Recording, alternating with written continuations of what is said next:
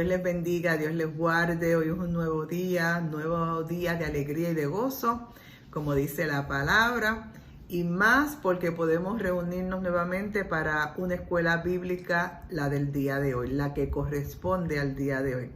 Gracias por recibirme nuevamente y me imagino que ya se habrán dado cuenta que comenzamos con un nuevo tema, una nueva clase con el título El Evangelio de Marcos. Recuérdense que hemos comenzado a detallar los diferentes evangelios, no profundamente versículo por versículo, pero explicarles a ustedes de una forma sencilla cuáles eran esos libros, de qué se trataban, a quién iba dirigido, si eran personas que realmente caminaron con Jesús o simplemente supieron o fueron portadores de información de otras personas, pero vamos a estar tocando cada uno de ellos de forma individual y esperamos que lo que aquí se diga ustedes lo puedan entender. Como siempre les digo, tengan a la mano su libreta, bolígrafo y lápiz para que puedan anotar los versículos o cualquier otra información que ustedes entiendan que es de beneficio para ustedes. Y por ende la Biblia, porque en algunas ocasiones tal vez podamos leer algún versículo en específico. Recuerden que en muchas ocasiones yo también les digo screenshot, y es que le acerco la información que les tengo escrita más cerca para que ustedes le puedan tomar una foto y después ver con detalle lo que esa página dice, muy en específico cuando hay muchos versículos bíblicos, y para que usted se le haga más fácil después estudiar los mismos, pues le facilitamos a base de la tecnología esa ayuda. Vamos a comenzar con el libro de Marcos y primeramente vamos a orar como siempre, pidiendo al Espíritu Santo que se mantenga en control y en coinonía y en palabra para mi vida, para poder llevar el evangelio, para llevar esta clase que es de beneficio para todos ustedes. Acompáñame a orar. Amén. Amantísimo Padre Celestial, te damos gracias, te reconocemos y sabemos que tú eres el Dios eterno y verdadero. Gracias Dios por este nuevo día, gracias Dios por esta nueva oportunidad que me das de presentar tu palabra, la misma que es viva y eficaz y más cortante que espada de doble filo. Señor, dame la capacidad para poder transmitir lo que tú me has enseñado ya y que esta información sea de beneficio para todo aquel que la pueda oír.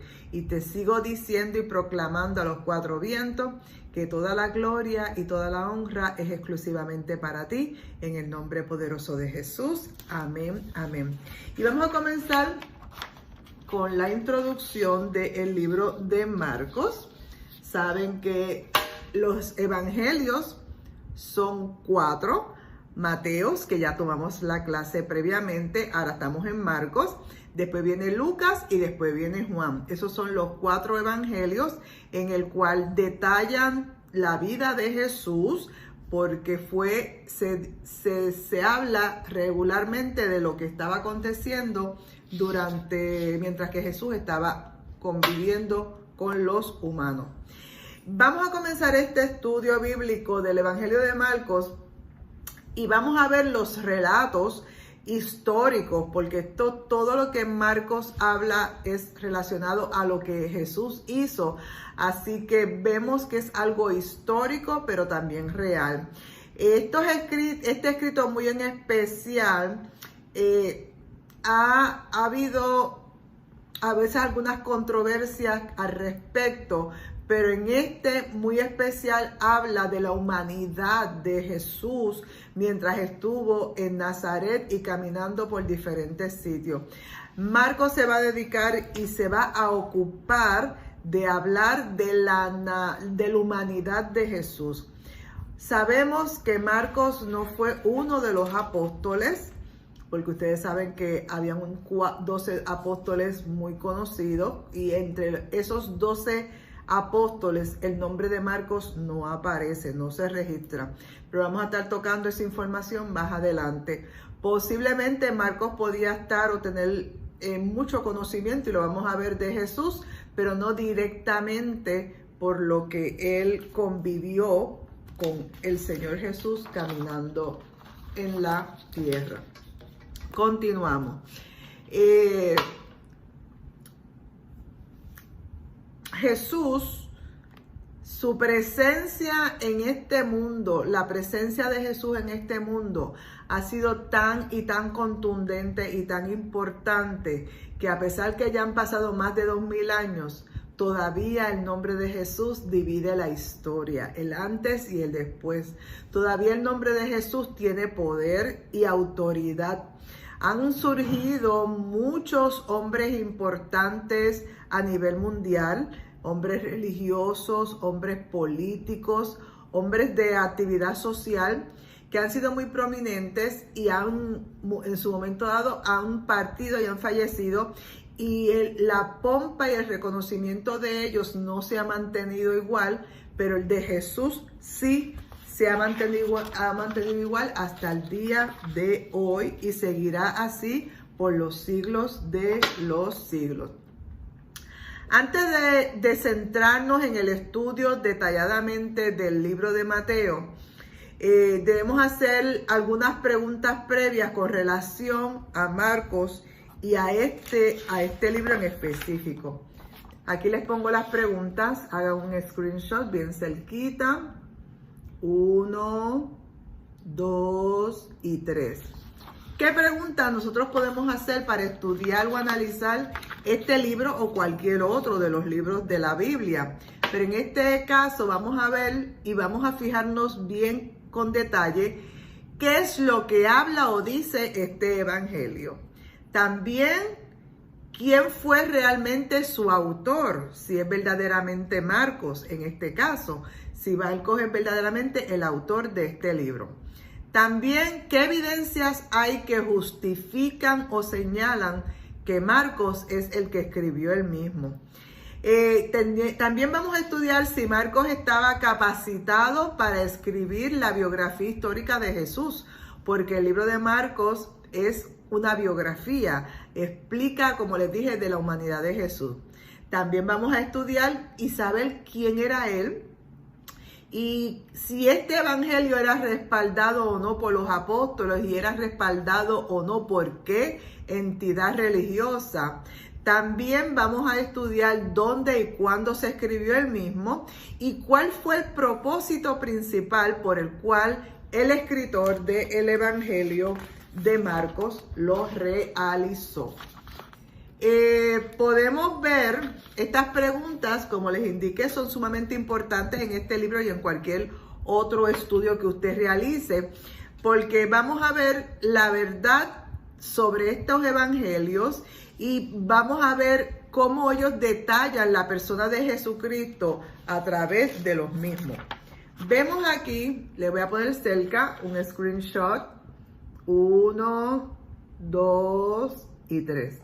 En este screenshot lo que van a ver es el Evangelio de Marcos.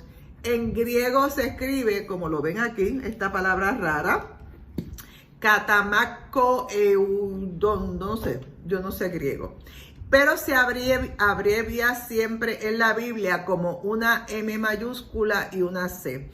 Siempre que usted ve una concordancia o referencia de MC, se está refiriendo al libro de Marcos. Quiero indicarles que el libro de Marcos es el segundo libro en el Nuevo Testamento, en el libro de orden de la Biblia. En el Nuevo Testamento es el segundo. Y este Evangelio de Marcos, como les mencioné anteriormente, es el relato de la vida, del ministerio, de los milagros y de la palabra de Dios. Él se centra en estos 4 tópicos relacionados a Jesús. Y usted se preguntará, ¿qué es el Evangelio de Marcos? Pues quiero decirte que el Evangelio de Marcos, este papel no quiere hoy someterse, el Evangelio de Marcos comprende 2 partes. La primera parte habla de la palabra divina desde el bautismo de Jesús en adelante. Y la segunda parte sumamente importante del mismo es la transfiguración de Jesús en el monte. ¿Se acuerdan de ese bello acontecimiento donde Jesús sube con 3 de los apóstoles de él y allí hay la famosa transfiguración? ¿Y qué es el libro de Marcos? El libro de Marcos es un evangelio que enfatiza abunda con relación a las acciones que hizo Jesús mientras estaba caminando aquí en la tierra. Y Marcos acostumbra muchas veces a cambiar de posición o de acontecimientos bien rápido. Por eso es que le llaman el evangelio de acción, porque constantemente está en un sitio, es como si se transportara automáticamente a otro lugar. Y él utiliza mucho la palabra inmediatamente para unir un área o un tema con otro. Inmediatamente sucedió esto, inmediatamente estaba en aquel lugar. Así que esa es la forma como él utiliza para movilizar todos los acontecimientos de Jesús, y por eso es que se le llama un evangelio de acción. En este evangelio es el único donde se enfatiza mucho las acciones de Jesús más que sus enseñanzas. Cuando estudiamos o leemos el libro de Mateo, que ya lo estudiamos previamente, vemos tantas enseñanzas que Jesús utiliza, que Mateo utiliza de Jesús en su evangelio. Y está el famoso Sermón del Monte, que eso es una enseñanza, eso nada más es una enciclopedia. En cambio, Marcos habla mucho de la acción, de qué hacía Jesús, cómo se movía, cómo tenía empatía con las demás personas. Lamentablemente, el libro de Marcos no comienza con la genealogía como lo hizo Mateo, porque Marcos se va a dirigir más su mensaje a aquellos gentiles nuevos, aquellos cristianos recién convertidos, por decirlo así, que no estaban nada interesados en ver la genealogía de Jesús, sino más de el linaje no estaban interesados en el linaje humano de Jesús, sino que estaban más interesados en las acciones que Jesús realizaba mientras estaba caminando. ¿Quién es Marcos en el Nuevo Testamento? ¿Quién es este Marcos que mencionamos como evangelio? Realmente este Marcos es el catalogado Juan Marcos en el Nuevo Testamento. Usted va a poder leer del nombre completo de él en Hechos 12:12. Hechos 12:12. Se me ha perdido hasta la varita, véala aquí. Hechos 12:12 es donde se menciona bien detallado el nombre de Juan Marcos. Su madre, aparentemente y alegadamente, era una mujer cristiana rica de una prominente iglesia en Jerusalén, y vamos a ver en otros momentos que detalla que en la casa de esta dama cristiana era donde muchas veces se reunían los apóstoles para dialogar o tener reuniones para estar todos ellos juntos. Así que aunque Marcos no es catalogado como uno de los apóstoles directamente, sí podemos indicar de que sí tenía conocimiento de Jesús, porque en su casa se hacían reuniones. En contraste con el libro de Mateo, que fue donde primeramente se presentó a Jesús como el Mesías, Marcos enfatiza, se detalla y se preocupa por hablar de la servidumbre, del servicio que da Jesús a los creyentes y a todas las personas que estaban a su alrededor. En el libro de Marcos se narra la vida de Jesús en Jerusalén, desde su bautismo hasta el momento de su bautismo a través de Juan el Bautista, hasta el momento de su resurrección. O sea que él cubre un ámbito bastante amplio de la vida de Jesús. Continuamos.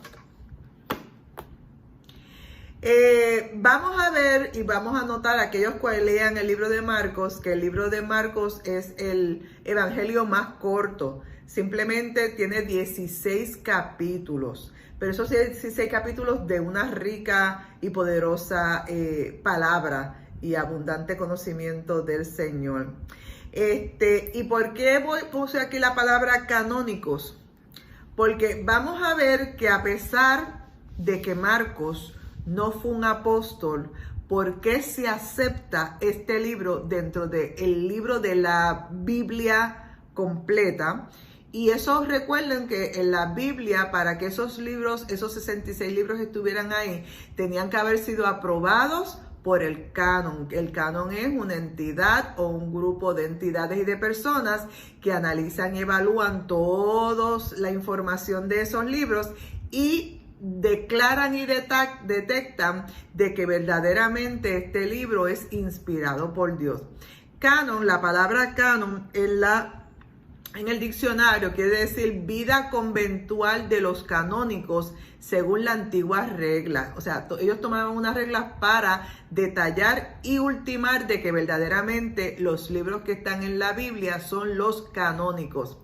Entraron en las reglas y en los preceptos que ellos ponían como meta o para medirlo. Dentro de estas decisiones que causa el canon y estas reglas establecidas por algún concilio eclesiástico, y en aquel momento fueron varios, detallan que este libro puede ser incluido dentro de la Biblia a pesar de que Marcos no fue un apóstol.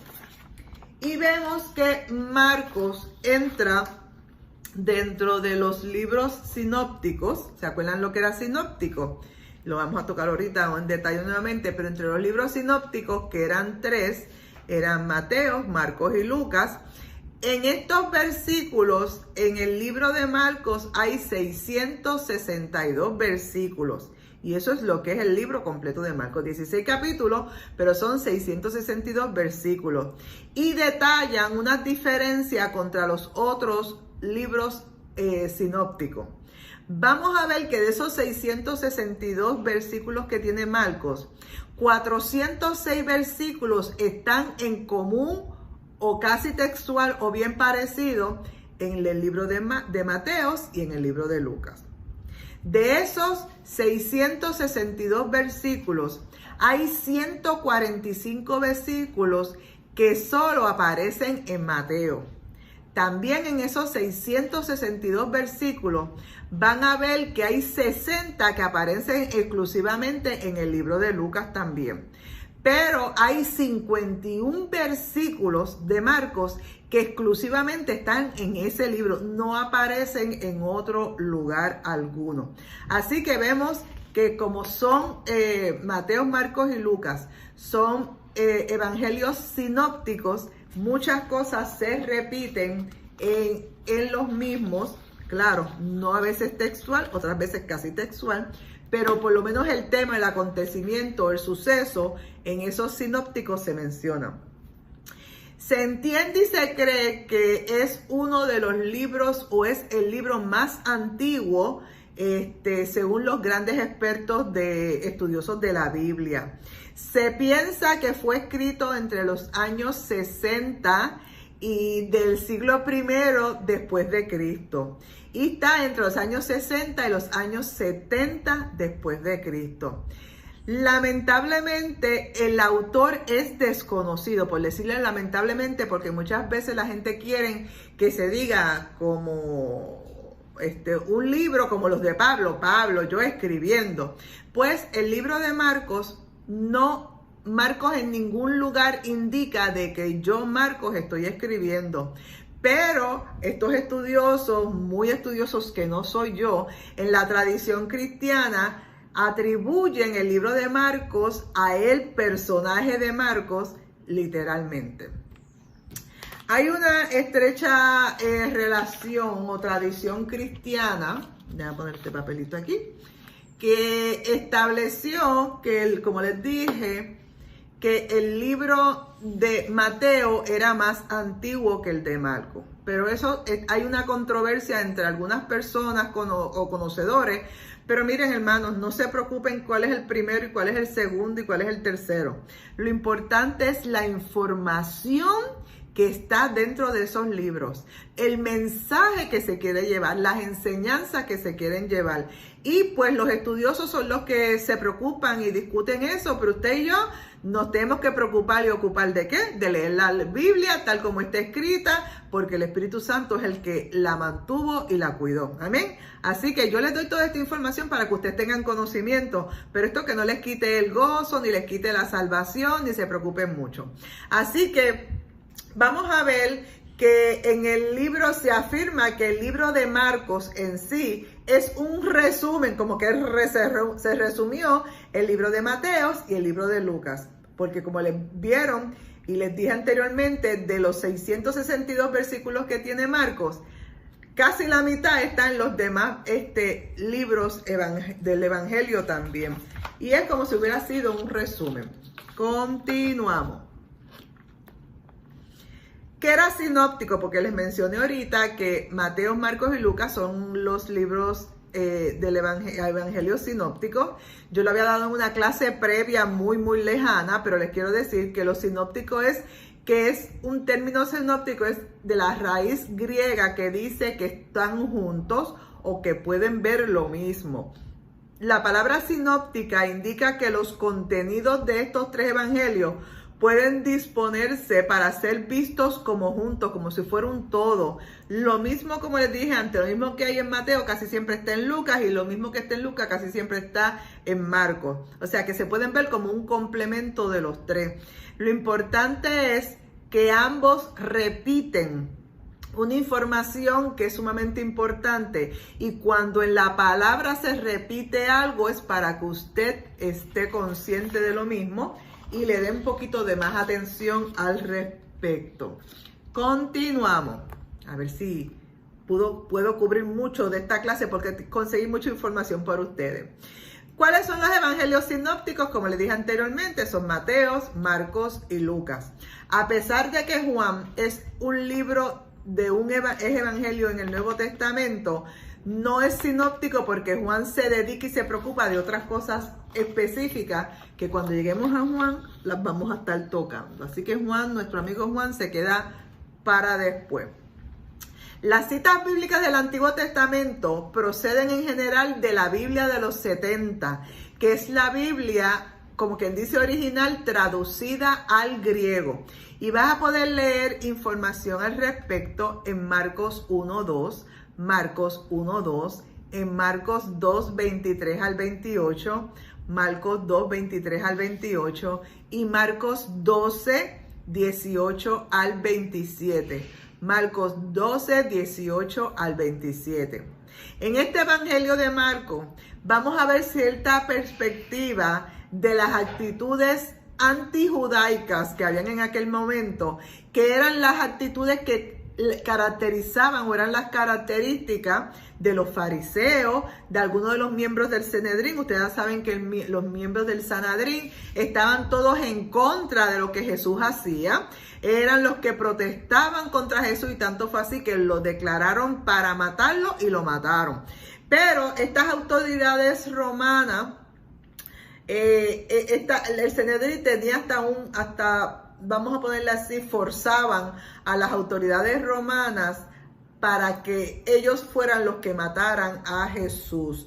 Ellos tenían un poder político, aunque eran religiosos, tenían un poder político, y muchas veces los romanos, para no envolverse en revueltas como sucedían con los judíos, pues aceptaban las sugerencias que el Sanedrín les daba. En este estudio que estamos comenzando hoy, vamos a dividirlo como en tres secciones. Primero, ¿quién fue el autor de este evangelio? Segundo, ¿qué evidencias hay de que Marcos verdaderamente escribiera este evangelio? Y vamos a saber un poquito de Marcos porque hay una situación, hay un problemita, por decirlo así, con Marcos, y vamos a ver qué fue lo que surgió con él. Amén. Y es bueno saber todas estas cosas porque la palabra dice que no hay nada nuevo bajo el sol, y todo lo que acontece hoy en día también en aquellos tiempos acontecieron. Vamos a empezar. ¿Quién fue el autor de este evangelio? Debo de decirte que este evangelio tuvo dos autores. Y a usted dirá, ahora la maestra se volvió loca si todavía hablando de Marcos. Pues quiero decirle que este evangelio sí tuvo dos autores. El primer autor, aleluya y gloria le damos al Señor, se llama Espíritu Santo. El autor divino de este libro se llama Espíritu Santo. Él fue el que redactó, él fue el que guió, él fue el que puso las palabras correctas para ponerlo desde el original y después todas las traducciones para que fuera la palabra que usted y yo pudiéramos leer hoy en día en español. Puedes leer en 2 de Pedro 1:21. Segunda de Pedro 1:21, que respalda lo que yo te estoy diciendo en esta tarde. Dice, los santos hombres de Dios hablaron siendo inspirados por el Espíritu Santo. Aleluya. Estos hombres de Dios, todo lo que escribieron, todo lo que está en la Santa Biblia de Dios, fueron todos inspirados por el Espíritu Santo. Y también en 2 de Timoteo 3, 16, 17, 2 de Timoteo 3, 16 al 17, dice, toda la Escritura es inspirada por Dios y útil para enseñar, para redarguir, para corregir, para instruir en justicia, a fin de que el hombre de Dios sea perfecto, eternamente preparado para toda buena obra. Resumiendo, lo que está escrito en la Biblia, todo fue inspirado y guardado por Dios bajo la tutela y dirección del Espíritu Santo. ¿Qué es inspirar? O sea, la palabra fue inspirada, es que vino un soplo, una dirección, una guía de parte de Dios a estos hombres que estuvieron escribiendo por muchos años, muchos años. Así que este soplo, como cuando hubo en Génesis 2:2, donde vino el soplo de Dios, este aliento de vida para nosotros vivir, pues en algún momento dado, Dios a través del Espíritu Santo inspiró y dio este soplo de conocimiento para que llevaran la palabra de lo que Dios quería que se reescribiera, se realizara y se mantuviera escrito. El segundo autor, el Espíritu Santo es primero, pero el segundo, ¿quién es? Juan Marcos, el hombre que escribe esta información. Hay que reconocer que siempre tiene que haber un autor humano, y en este caso es Marcos. Este evangelio se pudo haber, aunque a pesar de que no está firmado, como les dije, o registrado por la persona que lo escribe, muchos dicen que puede haber sido un compendio de muchos escritores y lo pusieron ahí.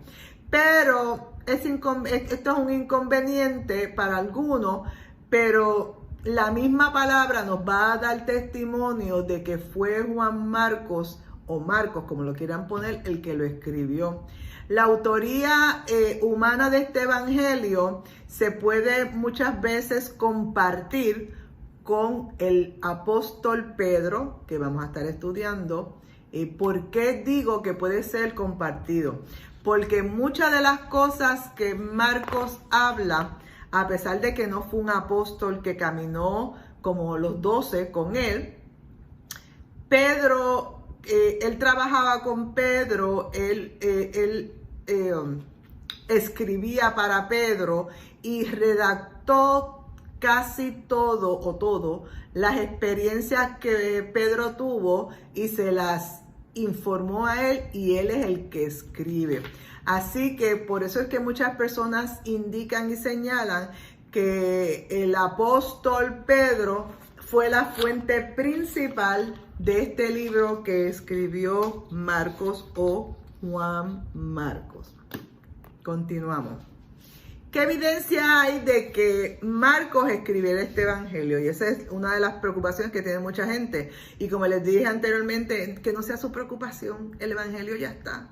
Usted léalo, disfrútelo y aprenda de él. Y olvídese, que no le quite el gozo de si lo escribió o no lo escribió. El libro está. Amén. Los escritores cristianos del primer siglo, de los primeros siglos, estos teólogos estudiosos de la palabra, y le damos gracias a ellos, porque comenzaron a estudiar, a buscar, a descifrar la palabra y traducirla y leerla de los originales y de las diferentes versiones del griego, del hebreo, del arameo, todas estas cosas, y la pusieron para que usted y yo la podamos entender. Vamos ahora a detallar algunas de estas personas estudiosas. No vamos a ir a mucho detalle, pero voy a mencionarle a algunos de los estudiosos que certifican y declaran de que Marcos fue el que escribió este libro. El primero que les voy a estar mencionando se llama Papías. Anteriormente en Mateo también se lo mencioné porque son los mismos estudiosos para todo. Y vemos, Papías fue uno de los que trabajó en los estudios para hacer el canon. y él estuvo hasta el año 130 después de Cristo. El testimonio más antiguo que tenemos de la composición de los evangelios canónicos es el de Papías. Este es el más antiguo, el que al principio comenzó a estudiar a los libros que estaban escritos. Esta obra se perdió hace mucho tiempo, pero el historiador Eusebio de Cesarea nos ha conservado algunos de los pasajes de ella. Y quiero leerles una redacción de lo que escribió Papías cuando hizo los estudios. Dice: y el anciano dijo esto también. Marcos, habiendo pasado a ser el intérprete de Pedro, escribió exactamente todo lo que recordaba, sin embargo, no registrándolo en el orden que habían sido hechos por Cristo, porque él ni oyó al Señor ni le siguió. Pero después, como he dicho, ayudó a Pedro, el cual adaptó sus instrucciones a las necesidades de los oyentes que iban a estar oyendo la misma, ¿verdad? Redundando la palabra. Pero no tenían intención de dar un relato contexto de las palabras del Señor. Así que Marcos no hizo distinción cuando escribió algunas cosas tal como las recordaba, porque lo que tenía interés era en no omitir nada de lo que había oído y en no consignar ninguna afirmación falsa en ello. Eso es lo que escribió Papías cuando hizo el estudio y el determinar que el libro de Marcos lo había escrito Marcos. Cuando yo me puse a estudiar para esta clase que les doy a ustedes, que la clase tal vez puede durar ni una hora, pero uno tiene que buscar mucha información al respecto. Uno de los lugares donde conseguí información hablaba de que por qué algunas personas entendían o rechazaban que fuera Marcos el que escribía este libro. Y era en que muchas veces los relatos como él los realizaba no llevaban un orden como cronológico. Y muchas veces mencionaba que el Señor estaba en un lugar y después se trasladaba a otro lugar. Por ejemplo, en este que tengo aquí, habla de Tirón y de Sidón. Y miren un mapita, se lo voy a poner aquí cerca. Ese mapita. Habla de Tirón y de Sidón. Y entonces las distancias que había entre Tirón y Sidón eran bien grandes. O sea, no había la transportación que hay ahora. Y entonces muchas veces él ponía un lugar y decía que había bajado. Y cuando tú ves el mapa era que tenía que subir y cosas así tan sencillas, por decirlo así. Pero estos historiadores que quieren buscarle siempre algún problema a lo que está escrito en la Biblia, pues refutan o utilizan estas situaciones para decir no es de él. Pero los grandes historiadores sí indican que sí, el libro de Marcos era escrito por Marcos. Ese fue Papías. Pero también tenemos al Ireneo de Lyon. Ireneo de Lyon estaba desde el 140 hasta el 202 antes de Cristo. Ireneo fue discípulo de Policarpio, otro estudioso más, y escribe con relación a Marcos. Dice: Mateo, que le predicó a los hebreos en su propia lengua, también puso por escrito el evangelio cuando Pedro y Pablo evangelizaban y fundaban la iglesia. Una vez que estos murieron, Marcos vuelve, y aquí dice, este es como recapitulando, este es Ireneo. Marcos, discípulo e intérprete de Pedro, también nos transmitió por escrito la predicación de Pedro.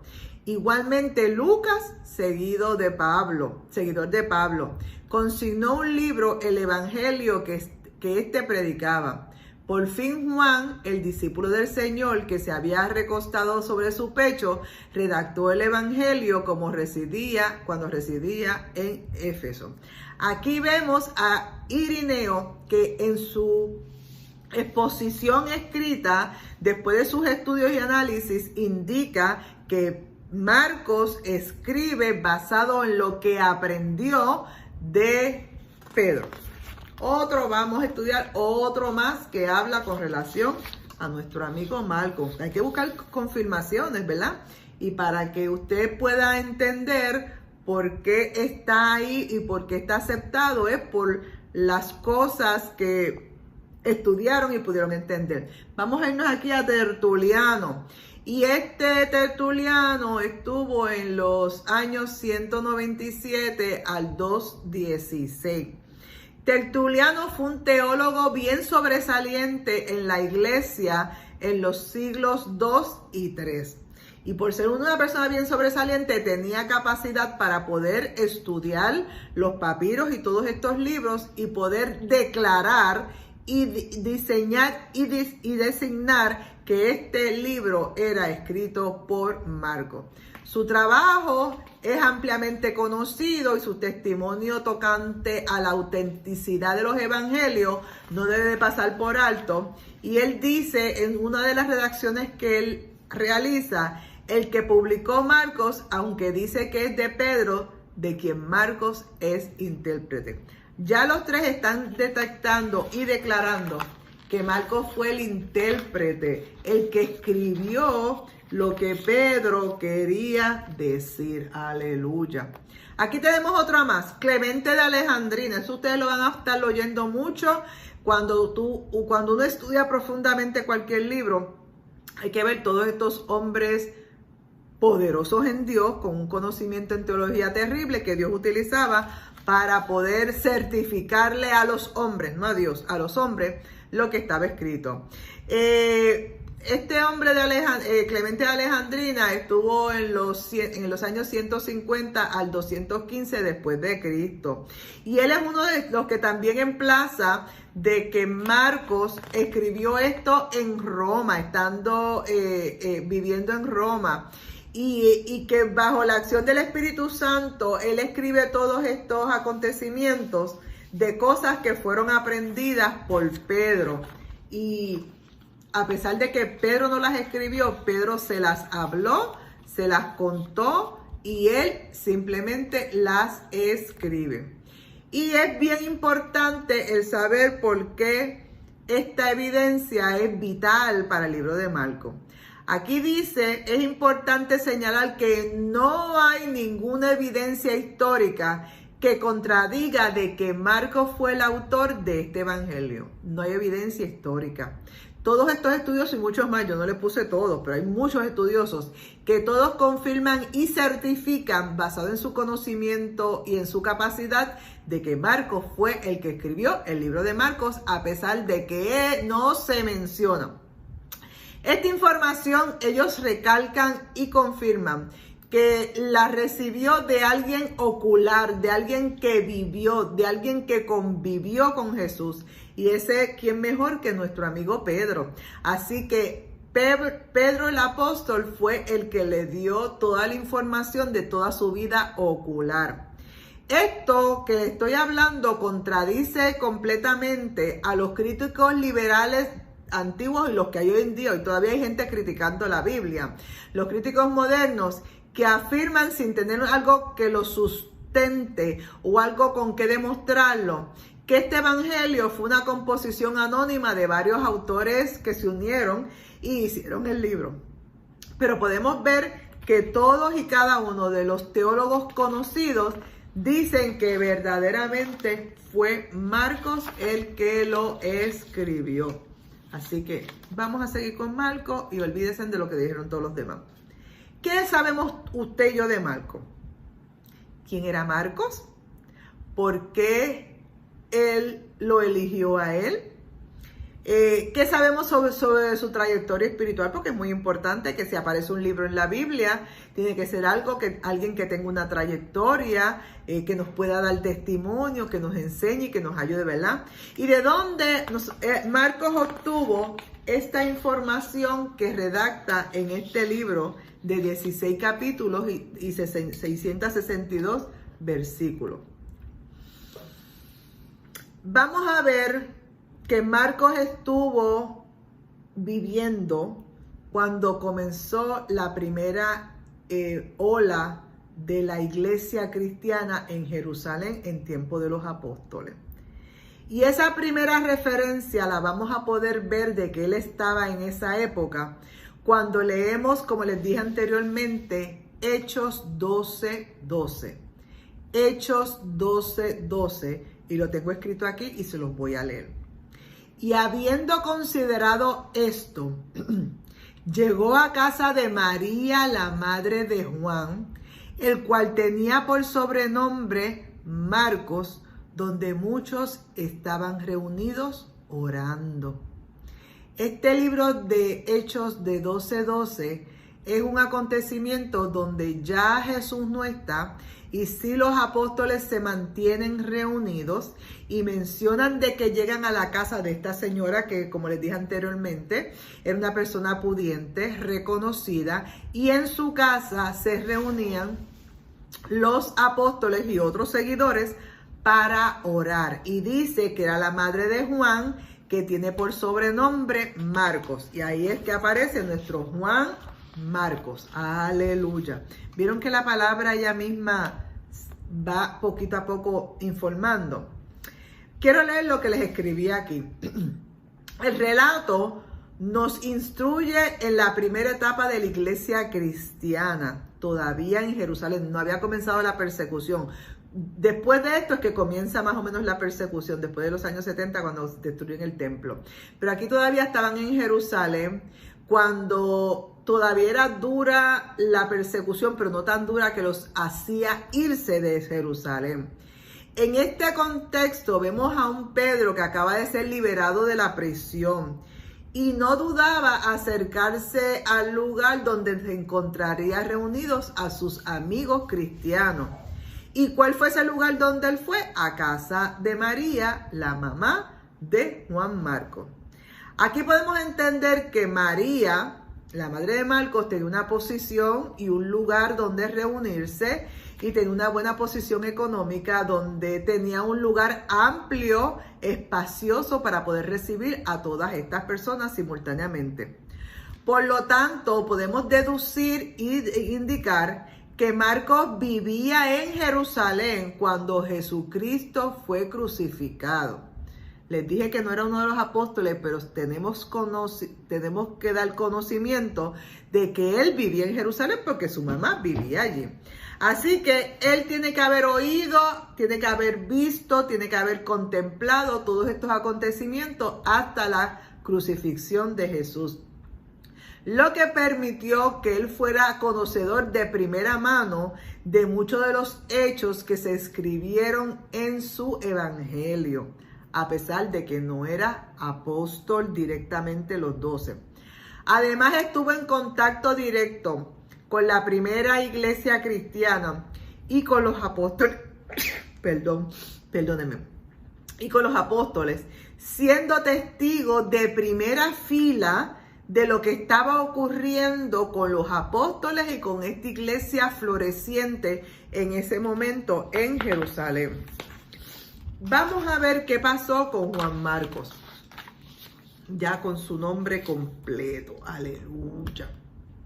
Juan era su nombre hebreo y Marcos era su nombre romano. Por eso es que usa los dos nombres, Juan Marcos.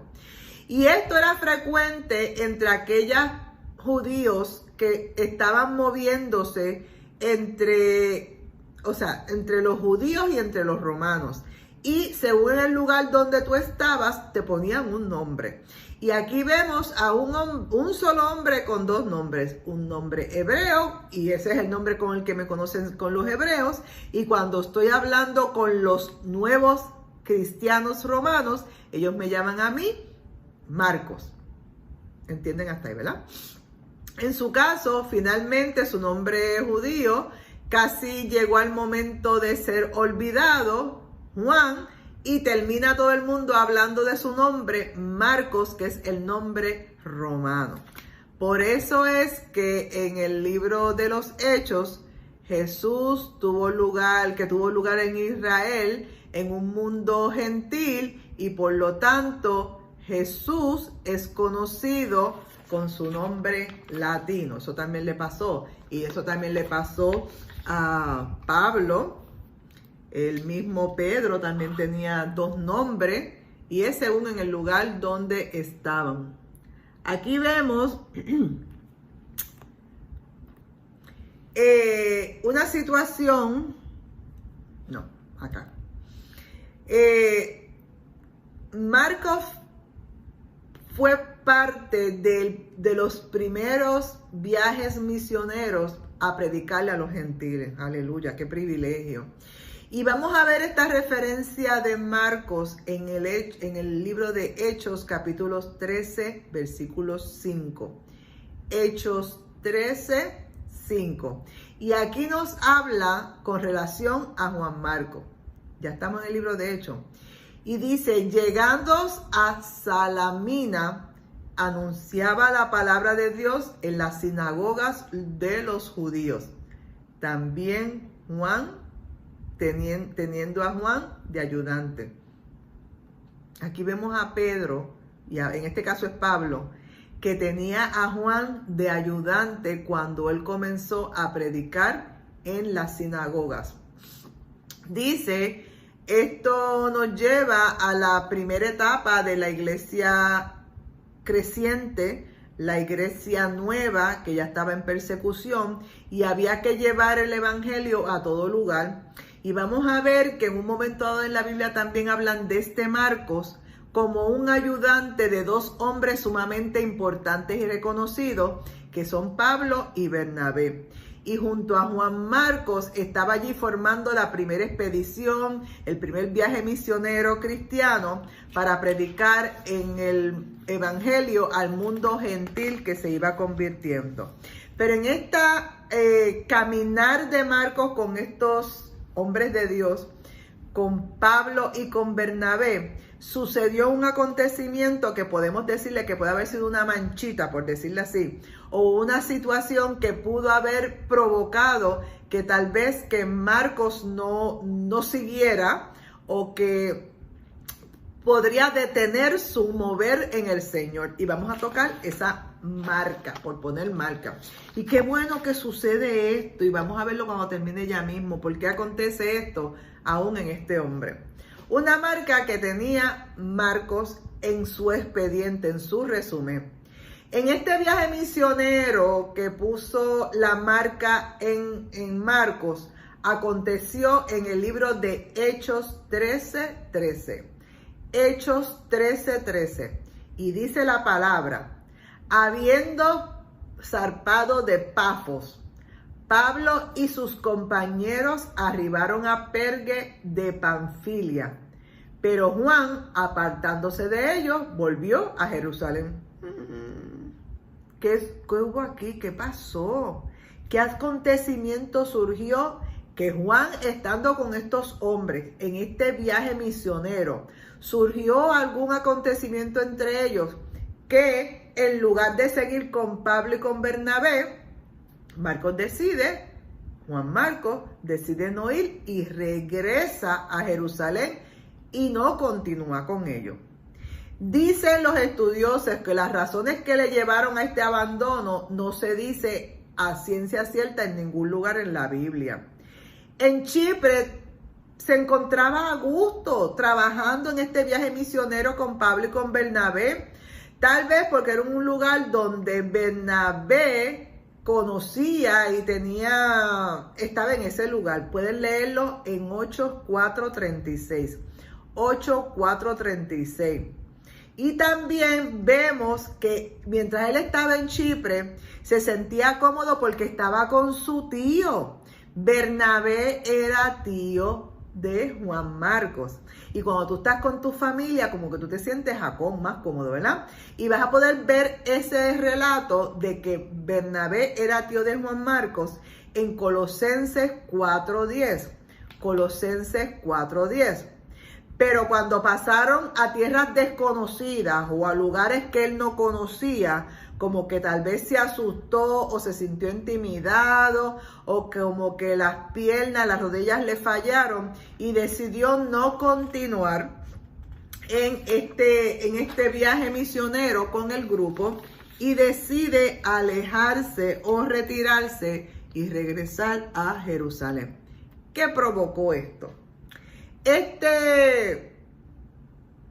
Dejarlo, apartarme de este movimiento, claudicar de este movimiento, surge y provoca una situación en el grupo. Esto provocó un borrón, un checkmark en su carrera cristiana. Las consecuencias que tuvo la decisión de Juan Marcos la vamos a leer en el libro de Hechos 15, versículos 35 al 40. Hechos 15, 35 al 40. Vamos a ver el revolú que Marcos provocó. Lo voy a leer. Después de algunos días, Pablo dijo a Bernabé: volvamos a visitar a los hermanos en todas las ciudades en que hemos anunciado la palabra del Señor, para ver cómo están, ¿verdad? Esto es como un seguimiento. Y Bernabé quería llevarse consigo a Juan, a su sobrino, a Juan Marcos, se lo quería llevar con él, el que tenía por sobrenombre Marcos. Pero a Pablo no le parecía bien llevarse consigo al que los había abandonado a ellos desde Panfilia y no había ido con ellos a completar la obra. Y hubo tal desacuerdo entre ellos que se separaron. Pablo y Bernabé se separan, el uno del otro. Bernabé, tomando a Marcos, navegó a Chipre, y Pablo, escogiendo a Silas, salió encomendado por los hermanos a la gracia del Señor. Juan Marcos, por en aquel momento decidir no sentirse a gusto y abandonar la obra, seguir detrás de Bernabé y de Pablo, provoquen entonces en este momento, cuando van a dar el segundo recorrido para ver cómo sigue la obra, que Bernabé quiere nuevamente llevárselo. Pablo dice, conmigo no. Ya él nos dejó en un momento dado y conmigo no va. Y entonces, ¿qué sucede? Bernabé y Pablo se separan, estaban trabajando juntos, se separan y Bernabé entonces se va con Juan Marcos a Chipre y Pablo entonces ahí continúa con Silas su viaje misionero. Cuando Pablo y Bernabé planeaban comenzar su segundo viaje misionero, Marcos fue el motivo del desacuerdo, como les dije, entre él y Bernabé, y provoca que estas dos seres se separen. Discutieron por causa de este joven que había desertado, por decirlo así, hasta el punto que no pudieron empezar juntos este segundo viaje misionero. ¿Y cuáles razones tenían ambos cuál de los dos tenía razón? Quiero decirles que ambos tenían su razón. Bernabé creía que Marcos había cambiado y que ahora en este momento tenía la condición, la capacidad y la madurez para acompañarlos en este nuevo viaje. Pero, ¿por qué no darles una oportunidad? Todos nos hemos caído, todos hemos fallado y Dios nos da segundas, terceras y cuantas oportunidades. Yo no voy a criticar a Pablo por no darle esta oportunidad a Juan Marcos. Yo voy a aplaudir a Bernabé, que sí se percató de que podía haber una segunda oportunidad para Juan Marcos. Así que los dos tenían sus buenas razones. Bernabé pensaba que en la persona de Juan Marcos como persona, como futuro ministerio, como futuro predicador. En cambio, Pablo estaba pensando en la obra completa, no viendo los detalles. Tal vez nosotros mismos nos vamos a simpatizar con un lado o con el otro, pero nosotros no estamos para juzgar. Traemos esta información para que ustedes vean que aún Juan Marcos, estando bregando y trabajando en este viaje misionero, provocó una situación de una división. Marcos fue nuevamente y cayó nuevamente en la posición de ayudante de Bernabé, que era su tío, y gracias a Bernabé comenzó un proceso de restauración. Aleluya. Eso es lo que Dios quiere. Cuando tú fallas y después te das cuenta, fallé. Mira el revolú que formé. Se dividieron dos amigos. Uno caminó por un sitio y otro por el otro. Dios da segunda oportunidades, pero Bernabé fue sabio, inteligente y dirigido por el Espíritu Santo y le da esta oportunidad a Marcos de recuperarse para continuar en el ministerio. Y vamos a ver lo que en el Hechos 15:29 nos indica, 15:39, nos indica que Chipre fue el primer lugar donde Marcos fue con Bernabé. Y también vemos en Hechos 13:13, que fue precisamente allí donde Marcos abandonó a Pablo y a Bernabé y comienza nuevamente en el lugar donde él se había apartado y había dejado las manos fuera del arado. Qué bueno que Bernabé, dirigido por el Señor, lo lleva al lugar donde tú dejaste las manos fuera del arado, y aquí en el mismo lugar los recoge. ¿Se acuerdan alguien que tuvo una situación así? Qué importante es que la restauración comienza en el mismo lugar donde tú y yo hayamos fracasado. En ese lugar es donde tenemos que comenzar. Y vamos a un ejemplo de eso con Pedro, nuestro amigo Pedro. Negó a Jesús junto a un fuego. ¿Se acuerdan? Cuando estaba allí calentándose con toda la gente que habían mandado a crucificar a Jesús. Y él estaba allí mirando de lejos, pero ¿verdad? Mezclado entre ellos. Y Jesús nuevamente lo restaura cuando va allí a la orilla del río y le dice que ellos están asando pescado, y él le dice: Pablo, ¿me amas? Pedro, ¿me amas? Al frente de un mismo fuego él lo negó, pero al frente de otro fuego Dios lo restaura. Así que en el lugar donde tú o yo hayamos fallado en el camino del Señor, en ese mismo lugar Dios nos va a restaurar. Marcos volvió a empezar donde había dejado su tarea.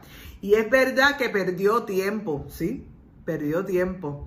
Pero el Señor, que tú y yo conocemos, da segundas, terceras y cuartas oportunidades por su amor y su misericordia, y Él quiere que continuemos la tarea con Él.